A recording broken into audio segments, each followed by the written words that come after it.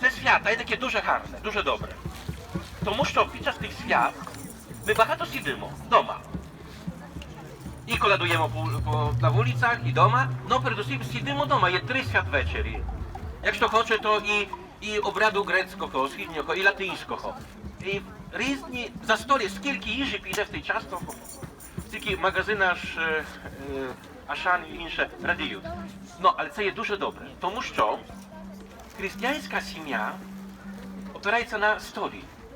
Сидимо за столом, збираємося разом. Кожного дня християнська сім'я збирається за столом і тим способом вона живе.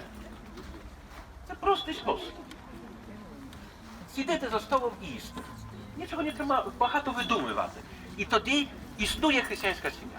Тому навіть як повертаємо з роботи, здалека, то і так кожного дня збираємося за столом.